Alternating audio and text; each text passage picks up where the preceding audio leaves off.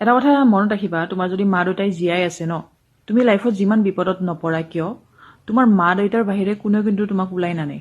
মনত ৰাখিবা, সেই এদিন দুদিন তোমাক কিবা সৰু সুৰা হেল্প এটা কৰিব পাৰে তোমাৰ লগৰ চগৰে বা ঘৰৰ ৰিলেটিভছে, কিন্তু আল্টিমেটলি তোমাৰ ঘৰৰ মানুহে তোমাৰ লগত থাকিব অলপ স্বাৰ্থ লৈ কিনে কেইদিনমানৰ কাৰণে।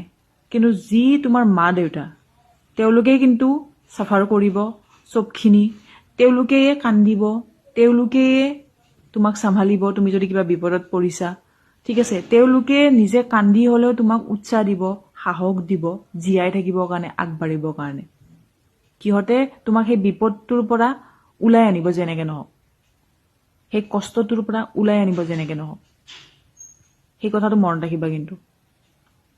ঠিক আছে, আমি সদায় বেলেগৰ সেইটোৱে বিচাৰি থাকো, বেলেগৰ ছাপোৰ্টটো সদায় বিচাৰি থাকো, কিন্তু যোনটো কেতিয়াও নাথাকে, কিমান দিনৰ কাৰণে থাকিব সেই